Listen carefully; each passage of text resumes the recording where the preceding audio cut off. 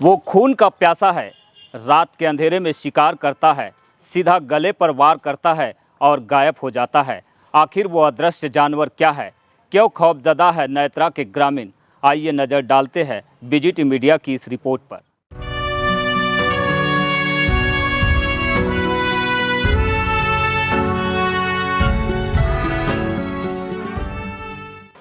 ये वही दड़बा है जहां पर रात में बकरियों को ग्रामीण बांधते हैं, लेकिन बीते कुछ दिनों से लगातार लोगों में दहशत है, क्योंकि इसी दड़बे में पहुंचकर वो अदृश्य जानवर बकरियों का शिकार कर जाता है।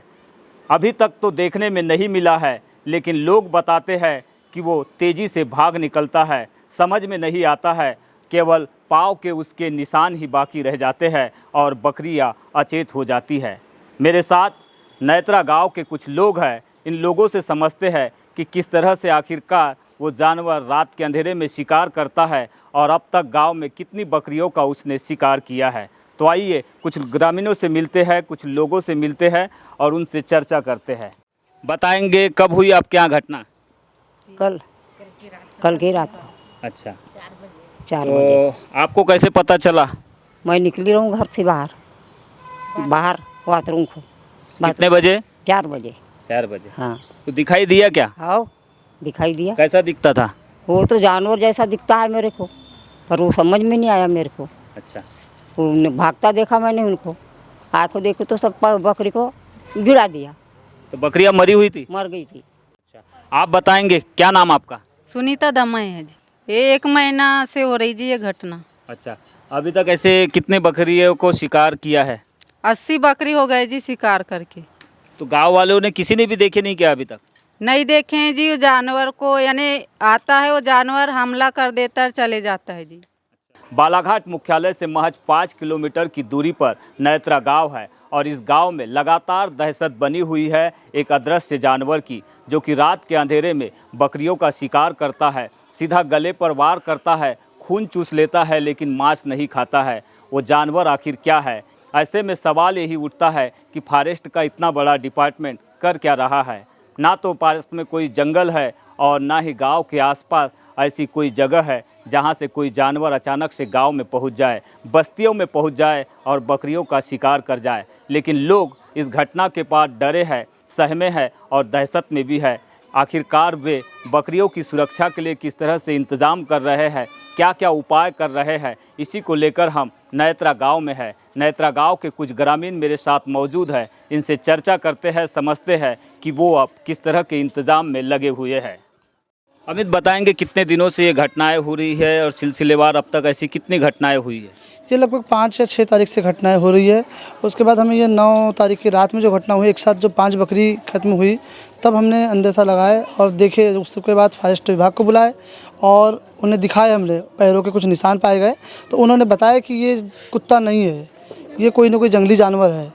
और वो पंचनामा बनाकर गए। उसके बाद से वो टाल मटोल कर रहे हैं, बताने के बाद भी वो ध्यान नहीं दे रहे हैं।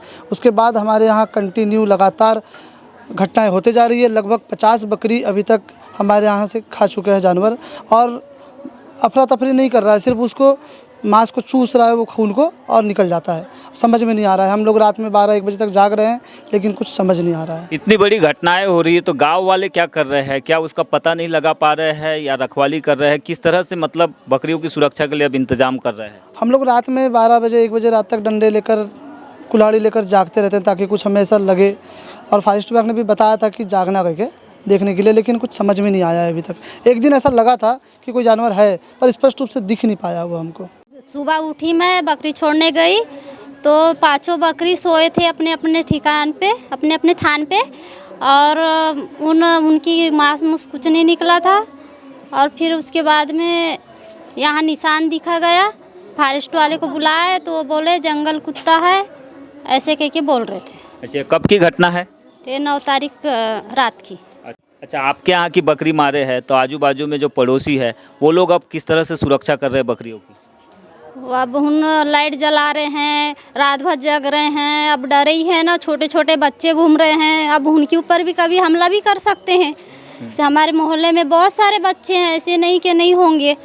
अब वो बकरी नहीं, जानवर नहीं मिलेंगे तो बच्चे के ऊपर भी हमला कर सकते हैं। बगार हैं, भैंसी हैं, गैया हैं, इनके ऊपर भी हमला कर सकते हैं। फॉरेस्ट वाले ध्यान ही नहीं दे रहे हैं। 10 नहीं, 20 नहीं और 30 भी नहीं, अब 50 की संख्या में आंकड़ा पहुंच चुका है। एक अदृश्य जानवर के द्वारा यहां पर 50 से अधिक बकरियों का शिकार किया गया है। फॉरेस्ट विभाग कभी कुत्ता बताता है तो कभी तेंदुआ बताता है, लेकिन पग मार्क्स के बावजूद वो इस जानवर की पहचान नहीं कर पाया है, जिसकी वजह से गांव में दहशत है, डर है और खौफ भी है। देखना होगा कि आखिरकार अब इस पूरे मसले पर प्रशासन क्या कदम उठाता है, कैसे लोगों को राहत पहुंचाता है, क्योंकि लोगों को नुकसान तो लगातार पहुंच रहा है।